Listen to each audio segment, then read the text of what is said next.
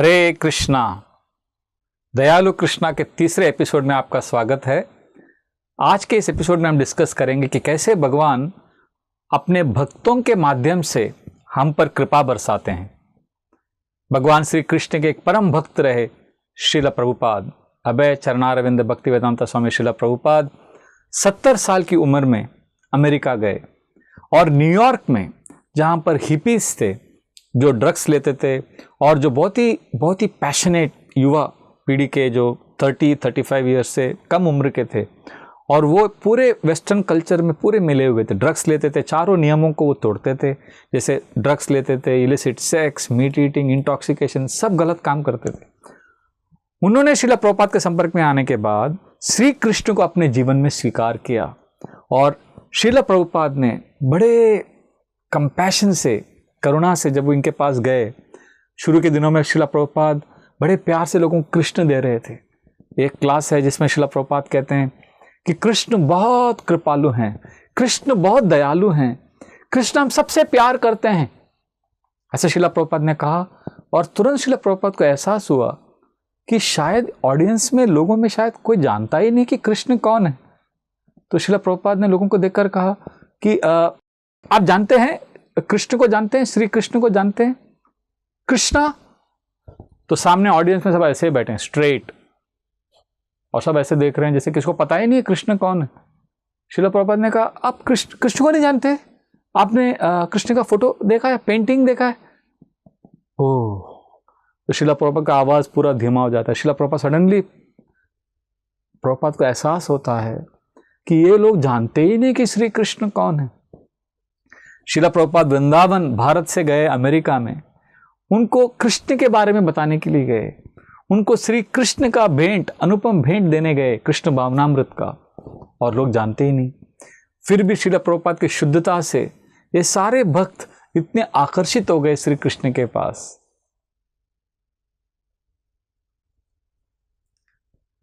श्रील प्रभुपाद हमेशा कोट करते थे, बताते थे कि श्री कृष्ण हमसे अधिक प्यार करते हैं। हम भगवान को चाहते हैं? नहीं चाहते हैं। अगर हम भगवान को चाहते भी हैं, हम भगवान को उतना नहीं चाहते जितना भगवान हमको चाहते हैं। इसीलिए वो अपने शुद्ध भक्तों को भेजते हैं हमारे पास।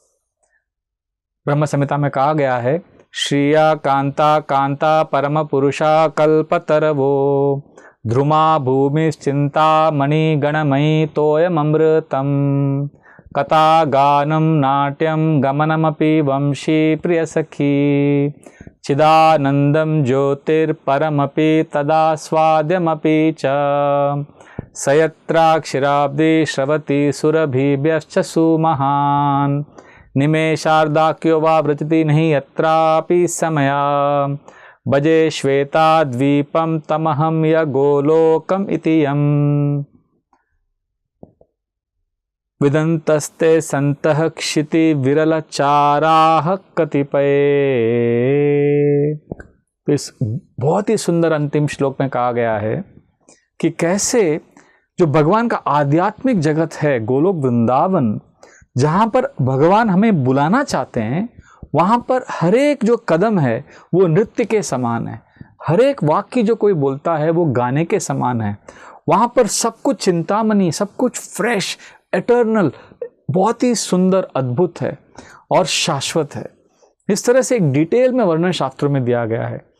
भगवान चाहते हैं कि हम इस भौतिक जगत से, भौतिक जगत को त्याग कर भगवान के पास चले जाएं। यह भगवान की इच्छा है, और अपनी इच्छा को पूरा करने के लिए भगवान चाहते हैं कि हम उनके पास आएं। इसीलिए भगवान अपने शुद्ध भक्त को हमारे पास भेजते हैं,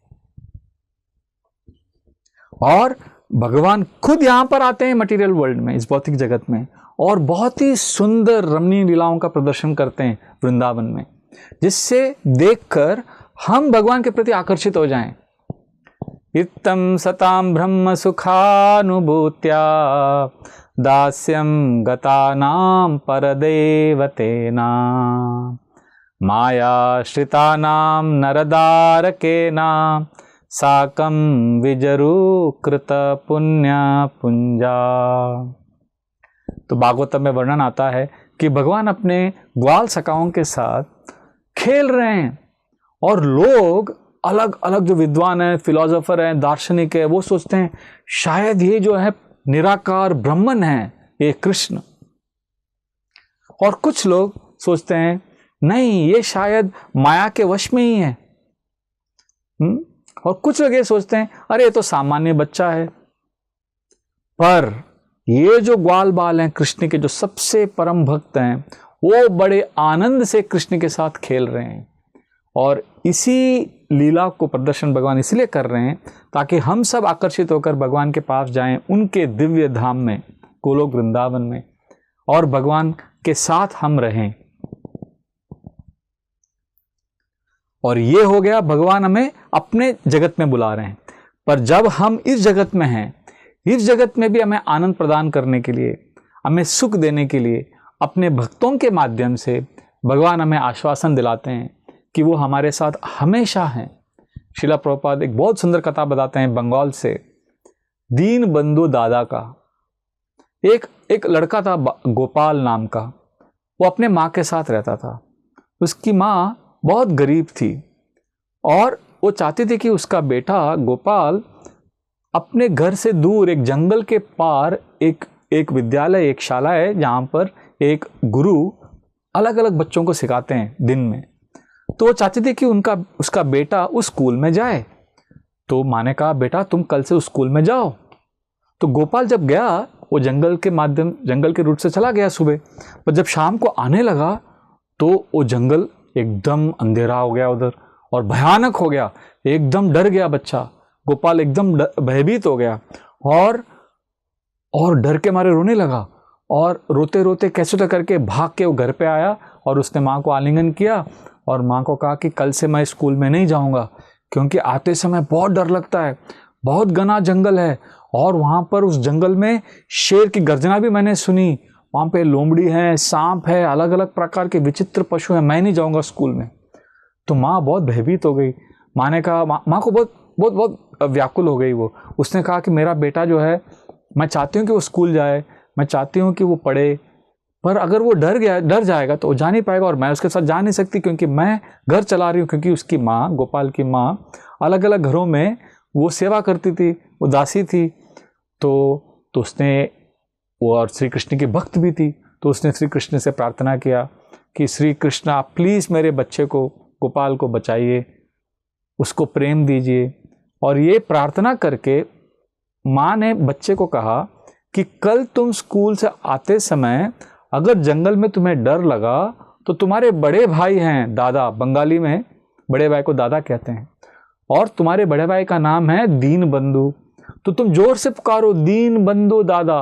दीन बंधु को बुलाओगे तो वो तुम्हें दिव्य आनंद प्रदान करेंगे, वो तुम्हारे साथ रहेंगे। इस तरह से माँ ने जब बच्चे को आश्वासन दिया कि उसके बड़े भाई दीन बंधु दादा वहाँ पर हैं, तो फिर गोपाल अगले दिन स्कूल जाने के लिए राजी हो गया। पर गोपाल को पता नहीं कि ये भगवान श्री कृष्ण हैं। और अगले दिन स्कूल से आते समय वापस शाम को अंधेरा छा गया और अचानक गोपाल भयभीत होने लगा, डरने लगा। तो उसको याद आया कि उसकी माँ ने कहा था कि उसका बड़ा भाई वहाँ पे रहता है। तो उसने बड़े दिल से, बड़े फीलिंग्स के साथ जोर से बुलाया, दीन बंधु दादा करके जोर से बुलाया अपने बड़े भाई को। और उस समय भगवान श्री कृष्ण वहाँ पर प्रकट हुए अपने सुंदर त्रिभंग रूप में, मोर मुकुट पहने हुए, वैजयंती माला के साथ, वेणु धारण किए हुए, और उनके साथ गौवें थी। और वो दृश्य देखकर गोपाल अचरज हो गया, आश्चर्यचकित हो गया, इतना सुंदर। उसने कहा वाह तुम कितने सुंदर हो, तुम मेरे बड़े भाई हो? तो श्री कृष्ण ने कहा हाँ मैं दीन बंधु हूँ। तो फिर इस गोपाल ने कहा कि तुम इतने अट्रैक्टिव हो और तुम्हें देखकर तो मुझे ये जंगल में इतना आनंद आ रहा है, ऐसा लग रहा है कि ये तो बहुत ही अच्छी जगह है। तो दीनबंधु ने कहा हाँ ये तो बहुत सुंदर जगह है, तुम क्या मेरे साथ खेलोगे? तो गोपाल ने कहा हाँ। तो फिर दोनों खेलने लगे। बहुत समय निकल गया और इस दौरान गोपाल की माँ जो जंगल के उस पार रहती थी वो बड़ी व्याकुल हो गई। उसने देखा अरे मेरा बेटा तो आया ही नहीं है अभी तक, क्या हो रहा है? वो तो स्कूल गया था, अब तो रात होने लगा। तो बड़े चिंता से वो घर के बाहर बैठी थी। तो इस तरह से बहुत देर हो गया और उसके बाद कृष्ण ने कहा गोपाल से, अब तुम्हें घर जाना चाहिए, तुम्हारी माँ तुम्हारा इंतज़ार कर रही है। तो बड़े दुखी होकर गोपाल ने दीनबंधु को छोड़ा और वो घर पे आया, बड़े खुशी से आया, वो हंस रहा था, मुस्कुरा रहा था, उसका चेहरा पूरा खिल गया। उसने आते साथ माँ को आलिंगन किया और कहा कि माँ मेरा कितना अच्छा दोस्त है वो दीनबंधु।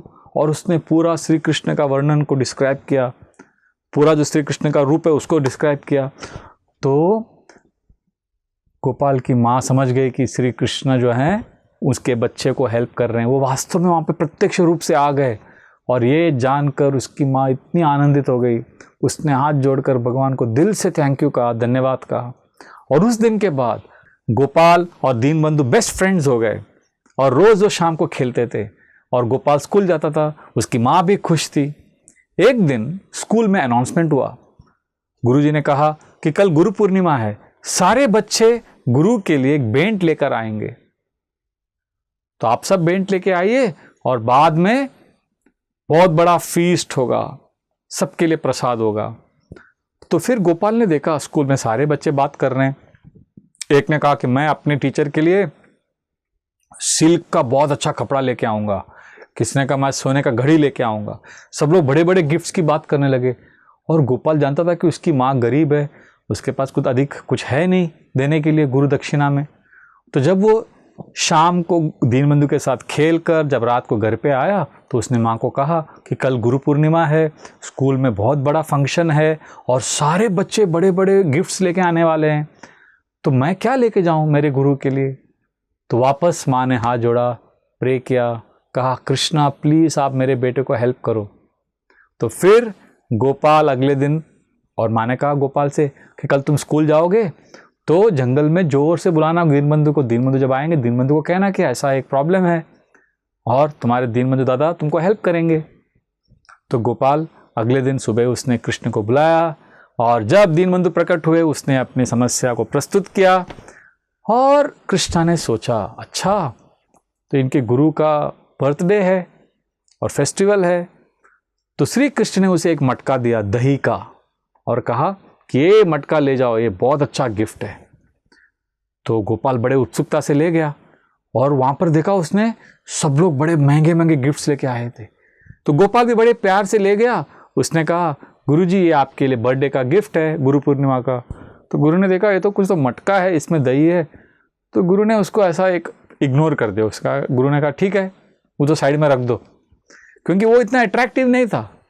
तो गोपाल ने चुपचाप रख दिया। और बाद में जब लंच का फीस्ट हो रहा था, सब लोग खाना खा रहे थे, तो एक ने कहा अरे वो तो दही का मटका है, थोड़ा दही इधर दे दो। तो किसी ने दही सर्विंग किया और वो दही इतना स्वादिष्ट था, तो उस बच्चे ने कहा मुझे और दो। तो उसने खाया, तो दूसरे बच्चे ने कहा अरे दही बहुत स्वादिष्ट है तो मुझे भी दे दो। तो जब सर्विंग होने लगा वो दही सब ने खाया और सब ने केवल दही खाया और मटका खत्म ही नहीं हुआ। जितना दही को परोस रहे थे सर्वर्स, जितना उसका सर्विंग हो रहा था उतना वो मटका भर रहा था। सबके सब ने केवल दही खाया, क्योंकि ये दही ऑर्डिनरी दही नहीं है, ये भगवान श्री कृष्ण ने दिया हुआ दही है, तो इतना स्वादिष्ट। तो सब आनंद ले रहे थे। और बेस्ट पार्ट, कोई दूसरा 56 भोग का आइटम खाया ही नहीं, केवल दही खा रहे हैं और दही खत्म ही नहीं हो रहा है, मटका फुल है। तो टीचर ने देखा अरे तो कुछ जादू चल रहा है, मैजिक चल रहा है। तो टीचर ने पूछा कौन लेके आया, तो मालूम पड़ा कि गोपाल लेके आया है। और सब लोग बड़े दिव्य नशे में आ गए, इंटॉक्सिकेटेड हो गए, दही की स्तुति कर रहे हैं, इतना टेस्टी दही हमने जिंदगी में नहीं खाया। तो गुरु ने बुलाया गोपाल को, कहा गोपाल ये क्या है, ये कहाँ से लेके आए मटका तुम। तो गोपाल ने कहा मेरे बहुत अच्छे दोस्त हैं, जंगल में रहते हैं, मेरे बड़े भाई हैं दीनबंधु दादा। तो टीचर ने कहा कहाँ रहते हैं वो। गोपाल ने कहा जंगल में रहते हैं और बहुत अच्छे हैं वो। टीचर ने कहा कौन है बताओ, उसके डिस्क्राइब करो, उनका वर्णन करो मुझे। तो गोपाल ने कहा पूरा डिस्क्राइब किया उन्होंने श्री कृष्ण के बारे में, त्रिभंग रूप उनका, मोर मुकुट, उनके वैजयंती माला, वेणु, सब पूरा डिस्क्राइब किया। तो टीचर ने कहा ये नहीं हो सकता, असंभव। टीचर ने कहा गोपाल तुम झूठ बोल रहे हो, ऐसा व्यक्ति केवल काल्पनिक है, ये तुम क्या बोल रहे हो, क्या तुम जानते हो तुम टीचर के सामने झूठ बोल रहे हो, ऐसा नहीं बोलना चाहिए तुम्हें। गोपाल ने कहा नहीं नहीं गुरुजी मैं सच कह रहा हूं, ये मेरे बहुत अच्छे दोस्त हैं। तो टीचर ने कहा तुम ये जंगल ले चलो, फिर मैं देखता हूं, मैं मिलना चाहता हूं तुम्हारे भैया से, तुम्हारे भाई से, दीनबंधु दादा से। तो बड़े उत्सुकता से गोपाल टीचर को ले गया जंगल में, और बीच में जंगल में आकर उसने जोर से बुलाया, दीन बंधु दादा आप प्रकट हो जाओ, प्लीज आ जाओ। और कृष्ण आए ही नहीं, और जोर जोर से बुलाने लगा, रोने लगा, कृष्ण प्रकट ही नहीं हुए। तो टीचर ने कहा, देखा गोपाल, मैं जानता था कि तुम झूठ बोल रहे हो। तो फिर गोपाल जोर से रोने लगा, दीन बंधु प्लीज आ जाओ, टीचर मेरी बात को नहीं मान रहे हैं। तब वहां पर एक आकाशवाणी हुई। दीन बंधु ने अपने दिव्य आवाज में टीचर को भी सुनाई दिया और गोपाल को भी सुनाई दिया। श्री कृष्ण ने कहा कि मैं जो अश्रद्धालु हैं उनको नहीं दिखता हूं, तुम्हारे मासूम प्यार की वजह से मैं रोज तुम्हें मिलता था और मैं तुमसे बहुत प्रेम करता हूं। इस तरह से श्री कृष्ण ने गोपाल को आश्वासन भी दिया और गुरु को भी नम्र कर दिया, गुरु को हम्बल बना दिया। और तब उसके गुरु को समझ में आया कि ये वास्तव में श्री कृष्ण जो है अपने भक्तों के साथ जो मासूमियत रखते हैं, जो श्रद्धा रखते हैं, उनके साथ आदान प्रदान करते हैं। और गोपाल ने दीनबंधु की जब सुंदरता का वर्णन किया तो उसकी टीचर, उसके गुरु समझ गए कि ये बच्चा जो है वास्तव में भगवान का संपर्क कर रहा है, भगवान का संग कर रहा है। इस भौतिक जगत में हम सब आहार निद्रा भय मैथुन, भय से पीड़ित हैं, हम भयभीत रहते हैं। इनसिक्योरिटी बहुत कॉमन है, सर्वव्यापी है, सबके अंदर इनसिक्योरिटीज हैं। और इसीलिए इस भौतिक जगत में भगवान अपने शुद्ध भक्तों के माध्यम से, जैसे हमारे जीवन में श्रीला प्रभुपाद आए, गोपाल के जीवन में उसकी माँ आई, शुद्ध भक्तों के माध्यम से भगवान हमारे इनसिक्योरिटीज को दूर करते हैं। उनके भक्तों के माध्यम से हमें अपने आप को प्रस्तुत करते हैं। और जब हम श्री कृष्ण से जुड़ जाते हैं, जब हम भगवान का शुद्ध नाम ग्रहण करते हैं, हरे कृष्णा कृष्णा कृष्णा हरे हरे, हरे राम राम राम हरे हरे, जब हम इस महामंत्र का जप करते हैं तो हम भगवान के संपर्क में आते हैं। और विशेष रूप से जब हमें शुद्ध भक्त भगवान के इस शुद्ध नाम को हमें प्रदान करते हैं और उनके मार्गदर्शन में जब हम भगवान के नाम को पुकारते हैं तो हमें भी वही भगवान का वही संग मिलता है जो गोपाल को दीन बंधु का मिला।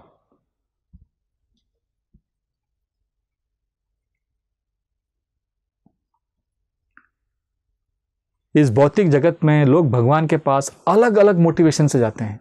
कुछ लोग भय से भगवान को मानते हैं। कुछ धर्मों में कहा जाता है कि अगर आप भगवान को नहीं मानोगे तो आप नरक में सड़ोगे, तो लोग भय के कारण भगवान को अप्रोच करते हैं। कुछ मजहब में ऐसा है, लोग आशावादी होते हैं, अगर आप भगवान के पास जाएंगे तो आपको धन मिलेगा, ऐश्वर्य मिलेगा। तो ये सब के लोभ के कारण लोग भगवान को मानते हैं। और कुछ लोग हैं, कुछ धर्म है जहां पर कर्तव्य बुद्धि को महत्व दिया गया है। लोग भगवान को इसलिए मानते हैं, लोग भगवान की इसलिए सेवा करते हैं क्योंकि वो सोचते हैं कि हमारा कर्तव्य है। पर ये तीनों से परे, तीनों से बढ़कर है प्रेम का संबंध। जब कोई भगवान का इसलिए सेवा करता है क्योंकि वो भगवान से भयभीत नहीं है, या भगवान से कुछ आशा भी नहीं है उसे, या वो कर्तव्य परायण भी नहीं है, वो वास्तव में केवल प्रेम का संबंध रखता है। जैसे एक बच्चा अपने पिता से अगर पिता के आदेश को इसलिए मानता है क्योंकि वो डरता है, तो वो वास्तव में आदर्श परिस्थिति नहीं है। या अगर बच्चा अपने पिता की बात इसलिए मानता है क्योंकि उसे लगता है कि उसको एक लॉलीपॉप मिलेगा, कुछ मिठाई मिलेगा, इसीलिए वो फॉलो कर रहा है, वो भी आइडियल नहीं है। या कोई बच्चा ये सोच सकता है कि मैं पिता की बात को मानता हूँ, पिता की सेवा करता हूँ क्योंकि ये मेरा कर्तव्य है, वो अच्छा है, पर वो भी बेस्ट नहीं है। बेस्ट सिचुएशन तब है जब एक बच्चा ये कहता है कि मैं अपने पिता की सेवा करूंगा क्योंकि मैं उनसे प्रेम करता हूं। ये जो प्रेम का संबंध है, ये बेस्ट संबंध है। और श्रीला प्रभुपाद चाहते थे कि हम भगवान को प्रेम के संबंध में अप्रोच करें। इसीलिए आप देखोगे कि हमारे वैदिक शास्त्रों में श्री कृष्ण को इस तरह से प्रस्तुत किया गया है कि भक्त भगवान से इतना प्रेम करते हैं कि वो अपने प्रेम से भगवान पर विजय प्राप्त कर लेते हैं, भगवान के प्रेम के वश में आ जाते हैं। जैसे माँ यशोदा, वो श्री कृष्ण से इतना प्रेम करती हैं कि श्री कृष्ण अपनी माँ से भयभीत होकर भागते हैं। और आप देखेंगे रोम में चैपल में, बड़े बड़े चर्च में बड़ा पेंटिंग है, वहां पर एक ऐसा लाइट का पेंटिंग है जो भगवान को संकेत कर रहा है, भगवान को इंडिकेट कर रहा है। और सारे जो भक्त हैं वो उस पेंटिंग, उस लाइट को देखकर, जो भगवान है, सब लाइट को देखकर ऐसा डर रहे हैं क्योंकि वो ये वो पेंटिंग से ये दर्शा रहे हैं कि कैसे भगवान से भय होता है, डर लगता है, वो लाइट से, वो तेज से, और सब ऐसा डर रहे हैं। और आप वृंदावन में जाओगे तो वृंदावन में आपको बहुत सुंदर पेंटिंग मिलेगा सब जगह, जहां पर भगवान श्री कृष्ण डर रहे हैं अपनी मां से। जो यशोदा, जो अपने शुद्ध भक्ति, शुद्ध प्रेम से भगवान पर इतने इस तरह से वो उसने विजय प्राप्त कर लिया है कि भगवान उससे डरते हैं प्यार से। तो ये है प्रेम का संबंध। गोप्या ददे त्वयि कृतागसिदा मतावग याते दशाश्रुकलिलांजन संभ्रमाक्षम वक्त्रम निनीय भय भावनया स्थितस्य समाम विमोहयति भीर अपि यद बिभेति। कुंती महारानी इसलिए प्रार्थना कर रही है कि मैं यशोदा के पोजीशन को समझ नहीं पा रही हूँ कि वो इतनी महान है कि वो आपके पीछे भाग रही है कृष्ण, और आपसे मूर्तिमान भय भयभीत होता है, और अब आप अपनी माँ से डर रहे हो और भाग रहे हो, और वो आपके पीछे भाग रही है आपको सजा देने के लिए, आपको पकड़ने के लिए, आपको उक्कल से बांधने के लिए, और आपके आंखों से आंसू गिर रहा है और आपके मस्करा को पूरा गीला कर रहा है और पूरा आंख आंसुओं से भरा है। ये दृश्य देखकर मैं भ्रमित हो रही हूँ। इस तरह से कुंती महारानी प्रार्थना कर रही हैं। तो ये हैं श्री कृष्ण, पूर्ण आकर्षक भगवान, जो कृपा के सागर हैं, जो अत्यंत दयालु हैं, जो अपने भक्तों के साथ बड़े प्यार से आदान प्रदान करते हैं। और इसी भगवान श्री कृष्ण को हम और डिटेल से अप्रोच करेंगे, स्टडी करेंगे हमारे अगले एपिसोड में।